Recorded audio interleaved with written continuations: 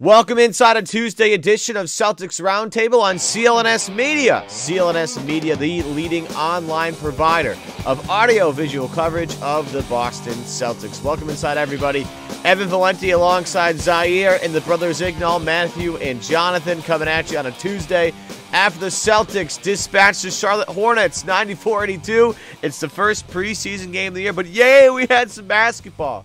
Oh, it was great to watch something that wasn't a highlight. It was just great to watch actual continuous flow of basketball.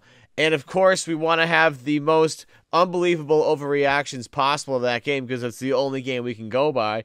And we want to keep it at least tamed a little bit. But it's hard to walk away from that game and not be impressed with the efforts and of everybody's new favorite cult hero, Daniel Theis. And I kind of wanted to open it up with this, because there were two guys I kind of didn't see coming in terms of performances. Daniel Theis is obviously number one. Had no clue that this was coming. And obviously pumped the brakes because it's preseason. But another guy that I thought played really well and was really effective was Aron Baynes. We'll get to Aron Baynes later. Daniel Theis, Zaire, is worthy of how many minutes a game, and what guy off the bench is he for you? Man, I'm almost ready to put him in the starting lineup. You know what I'm saying? But he could be the sixth man. Definitely be the sixth man. I want to get this guy, somewhere like about 3 years, $10 million a year. You know what I'm saying? Let him do his thing. No, I really, what I loved most about him is just that aggression that he took, just going to the basket, slamming it down, working, showing that he wants this job and that he's just not happy to be here. He wants this job. He don't care whose minutes he takes. He passed well. He rebounded well. He shot well.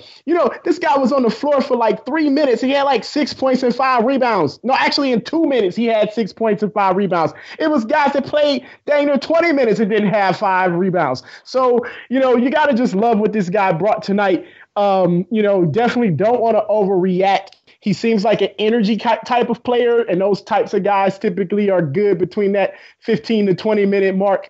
And then after that, it's like, uh-oh. But just that effort. We haven't seen a front court player in a Celtics uniform in the Brad Stevens era with that type of aggression. That's what I thought Shemi Ojale was going to bring. And I'm going to give him time. He's young. He's a rookie. But Daniel Theis, he seems like he's ready and he wants to wear that uniform this year. And I love it. Yeah, preseason basketball is the best is the best. No, it's the best for the young guys trying to make the team, those little competitions. Last year, James Young versus RJ Hunter. This year, I've been looking forward to Daniel Theis versus Dancing Bear and Shemi Ojale. And I don't know if it was he played in Eurobasket pretty recently, but Daniel Theis was an animal. He was a maniac. He was everywhere.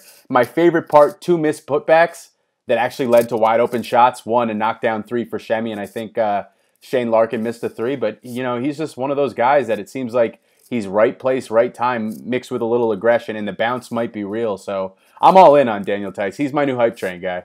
Oh yeah, I think the hype train left the station, or is still at the station. They're taking more passengers, but it's going to be filled up pretty quick. Theis 12 points, 7 rebounds, 3 assists. He was a +9 in 14 minutes.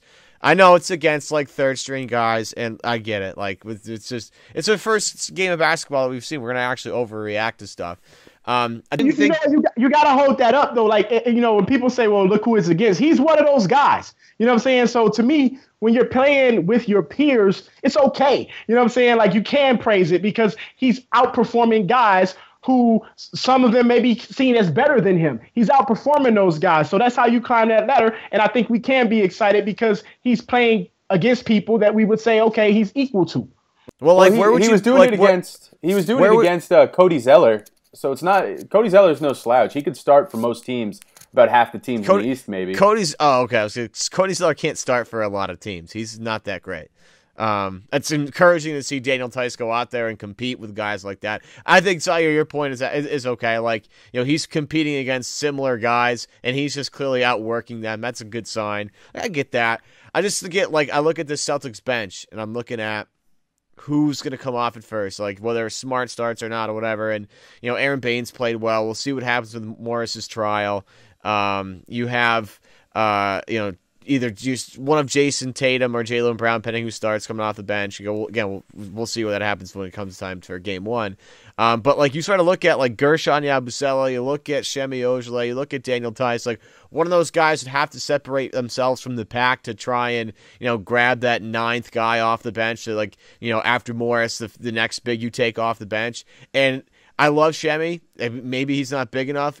Yabusele looks like he's just super clumsy right now, and I know that's kind of the experience of watching Yabusele, and he'll kind of figure it out as he gets more acclimated. But Daniel Theis looked like he at least belonged on the floor, and it looked like he was doing stuff that Brad told him to do, like, and made sure that he was doing them well. Like, just setting hard screens, fighting for rebounds. Like, Yabusele did a great job fighting for rebounds. The energy was something that I think that was pretty evident, because at that time when he came in, like, the second unit was kind of stagnant. He comes off the bench and sets a couple of hard screens, and everybody's feeling it again. Yeah, Theis is like, he reminded me of back in the day when you had the CBA, you know what I'm saying, the Continental Basketball Association, and you would call a guy up and he was just ready. And everybody was like, whoa, wait, where'd this guy come from? But he's been working on his game. And so that EuroLeague, in a sense, is like a CBA, you know what I'm saying? So I like it. I like him in a position. If he can sustain, and I'm not saying play out of his mind like he did today, but just bring great energy and be that guy, then I'll take that from my 11th guy, where I know that, I can rely on him and possibly bring him up to mess around and be my 8th or 9th guy. You just never know what Brad Stevens can see in a guy and make, bring out to show his strengths. And I think that that's what happened tonight. And I loved it. Like, you watching Brad Stevens coach in that fourth quarter. He's coaching and he's talking to these guys and just saying, you know what, I'm going to have to rely on somebody. And he's working. And I think Daniel Theis benefited from Brad Stevens, and Brad Stevens benefited from him tonight. Jonathan, where are you at? What guy off the bench is he for you?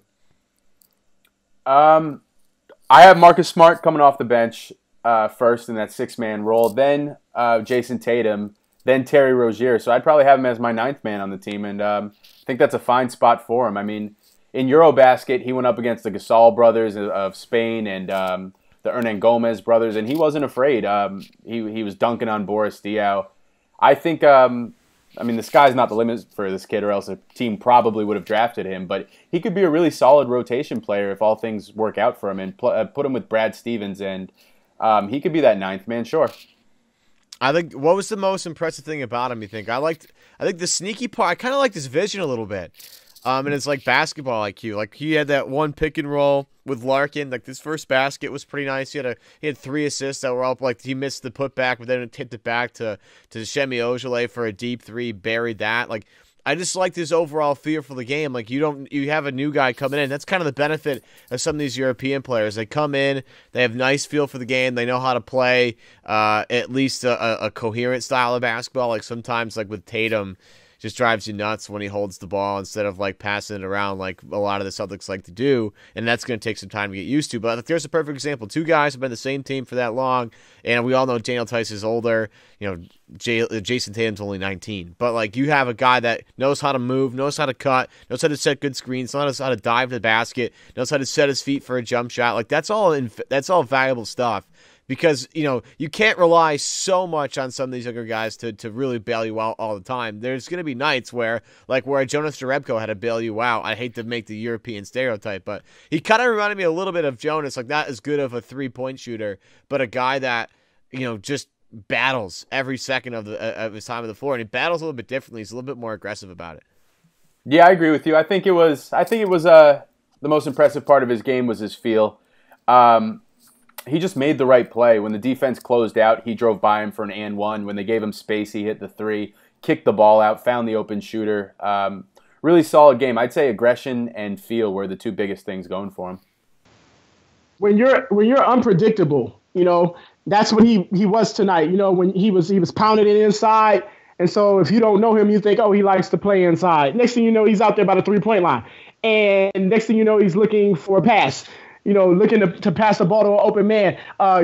He wasn't a predictable guard tonight. And I like that. You know what I'm saying? I like that. So that's what I like most. And also, like I said, that crashing to the basket, going after those putbacks and bringing them down with aggression, even if he missed them, the fact that he's like, hey, I'm ready to take somebody's head off at the rim. we missed that severely. So I love it. And you know what else I love, guys? I got to be honest with you.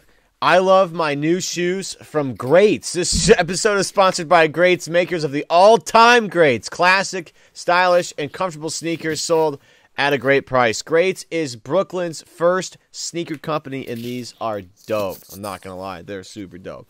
They sell all the greats, classic styles made by the best for less. Wide selection of men's and women's shoes. So sneakerheads out there listening to this podcast, you're going to want to get your hands on a pair of Greats. They're super versatile sneakers. They're versatile styles, suitable for every occasion. Look, I wear these with a black suit, and it looks killer every time I do. If I were to do it a ton, I've done it once already. I got a ton of compliments on it. You're gonna want to do this too. Get in on that sneakerhead game.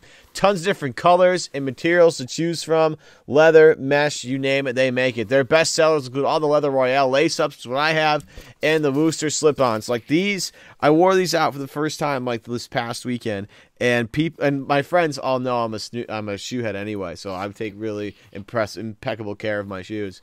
And they noticed these right away, and they all want to buy a pair. And I had said, you got to wait because I got a promo code coming. You want to make sure you use that promo code so you get a good deal on these things. You can check them out along with other great styles at greats.com. That's GREATS.com.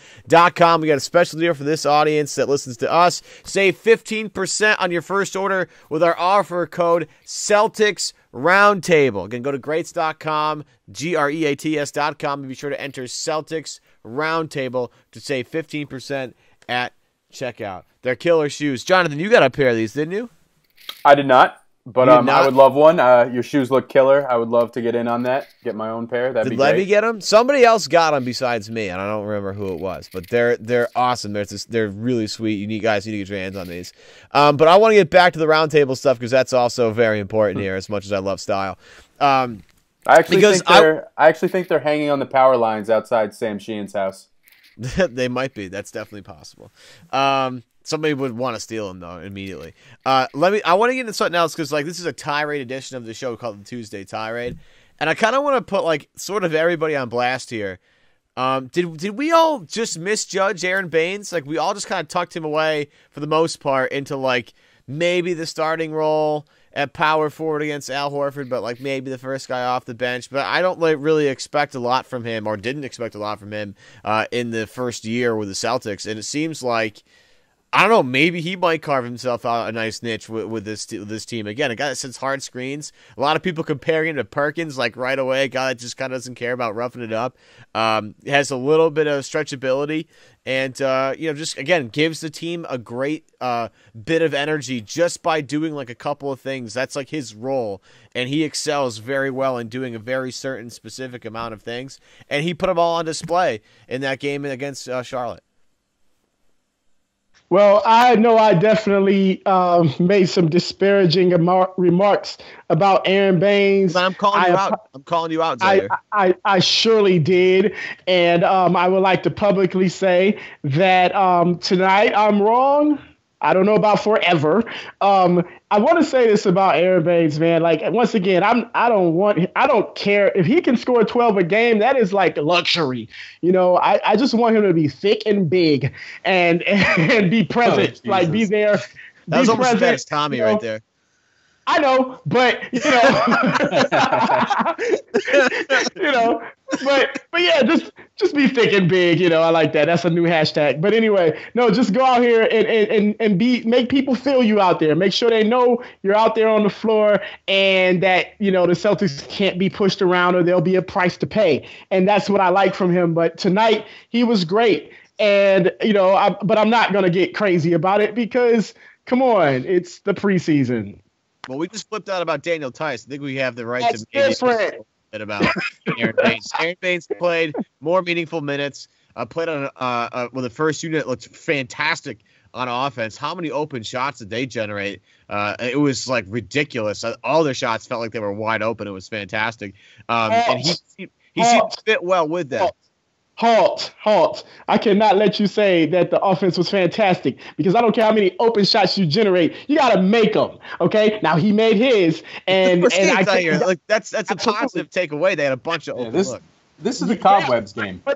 But this team, this Celtics team, since Brad Stevens has been the coach, has always had open shots. That has never been a problem. The problem is knocking them down. So I know that everybody has rust and everybody's first night playing together, but I can't sit there and go, oh yeah, no, this offense is designed to get you open shots. This is what Brad Stevens' offense does. It's what it's done since Butler. Okay. However, the guys have to knock the shots down. I can only give Aron Baynes props for being the one guy who can knock shots down outside of the bench guys who played at the end of the game. Yeah, I guess I sort of agree with that. I mean, I don't know. I thought their offense again. It's now think about you. You mentioned a good point, like the fact that Boston has always been able to generate open looks, but like now they have guys that could knock those looks down. You know what I'm saying? Like that's instead of having, Isaiah was fantastic. Like I'm not going to take anything from Isaiah, but in terms of jump shooting, like the Celtics weren't that great of a jump shooting team, and they've now added Hayward and Kyrie, who are deadly jump shooters. You see with open looks, Al's going to get during the season. Baynes has open looks. The only guy that didn't get really a ton of open looks was like Jaylen Brown. I don't know. Maybe that's just how it went down last night. But they were surprisingly, I mean, just fun to watch. The ball's moving around, flipping around like 6, 7, 8 guys touched. Well, 6, 7, 8 passes on a possession. Like that was just fun to watch. And I thought Baynes, his ability to set screens for guys, whether it was on ball or off the ball, to get them some separation was a huge part of that. What about Marcus Smart? Marcus Smart didn't have any trouble finding his shot today. A little bit, depending on what time of the game it was. Well, he may have lost 20 pounds, but he is still a chucker. It's amazing. He hits his first 2. I'm like, oh my God, it's coming true. Skinny Marcus can shoot. Then he finds a way, I think, to take 4 more. None of them really close. But actually, did he end up hitting 3 threes or 2? It was 3. Yeah, I mean, Marcus, unless you take away Tatum, Marcus still found a way to lead the team in 3-point shots. I don't know if that's a recipe for success, and I don't know how crazy that will drive Zaire. But how do we feel about Marcus's performance tonight? Let's go to Zaire for that. Our resident Marcus Smart hater. Yeah. I would like to call myself a Marcus Smart critic, not a hater. I think Marcus Smart, like let me first say, I like the other things that Marcus Smart can do. I just don't like the fact that he likes to think that he's a great shooter and likes to take a lot of shots. 3 for 8 tonight, and that's typical Marcus Smart. So, I give other guys a pass. I give Hayward a pass. I give Horford a pass because Horford did other things. I give Kyrie a pass. I give other guys a pass. But Marcus Smart is Marcus Smart, and he showed who he is tonight, and that's that. But, if he can give me the other things he gives me, then maybe I'll just have to live with 37% shooting Marcus Smart. 37% from 3, though. That would be something. That would be something. I would be down for that. But I didn't want to bring this. The Smart chucking was kind of sort of expected. As soon as he hit his first 2, I was like, this is going to be a long night. But again, he looked quicker, a little bit quicker. Still the same, tenacious Marcus Smart. Still the guy that dives after everything. But anybody else want to I'm going to call it overreacting accordingly. Anybody else want to overreact to anything that happened? Like Jason Tatum didn't look so hot from 3 or anything like that? I mean, I think Yabusele looked like he had never played basketball at points.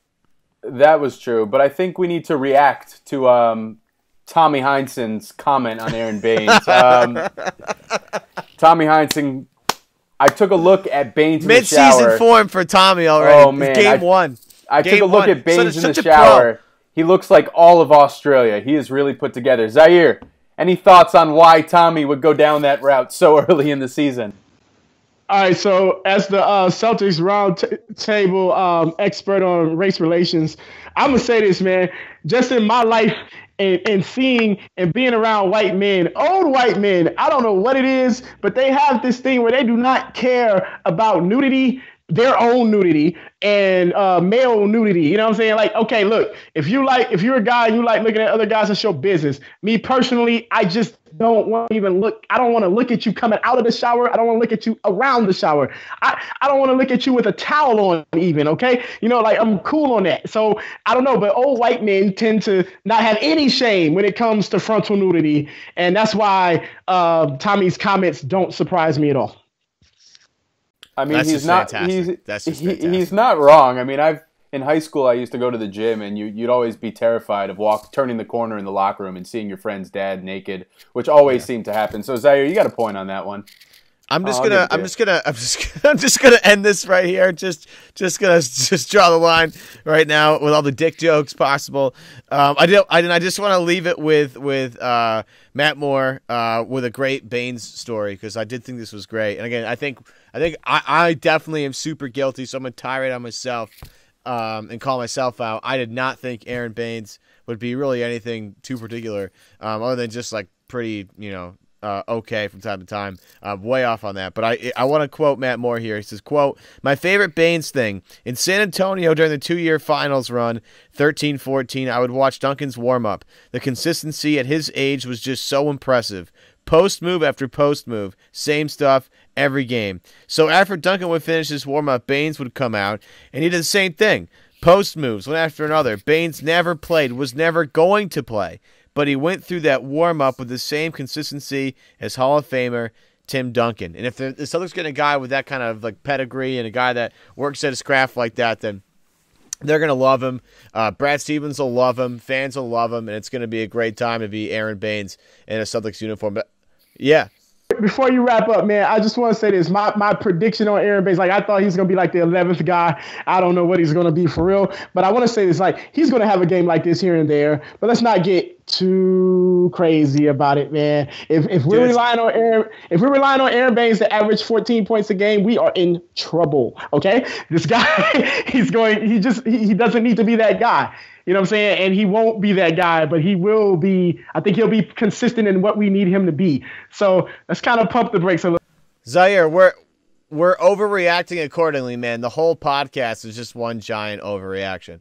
All right, that's just where we're at right now. It's the only live basketball we've watched in 2 months, like that hasn't been like summer league play. So we're gonna overreact accordingly, and we're gonna stick to it because Aron Baynes and Daniel Theis are both gonna be superstars, especially Daniel Theis. That's gonna do it for this episode of Celtics Roundtable, brought to you by CLNS Media and the awesome people at greats.com. Go to greats.com and use the promo code Celtics Roundtable, 15% off your next purchase from Greats. I will see you guys coming at you, I think, Wednesday, Thursday, one of those 2 days, with some analytical stuff. It should be a great show. For myself, for Jonathan Ignal, for Zaire, for our producer, Matt Ignal tonight, I want to thank you all. Hit the like button and subscribe to CLNS Media if you're watching us on YouTube. If you listen to us on the go, download us on your favorite podcast app. And if you want to question it on our mailbag, make sure you give us a 5-star review and answer, and we'll throw your question in the 5-star review, and we'll make sure we answer it. Thanks, guys. We'll see you next time. Follow us on Twitter at CLNS Roundtable.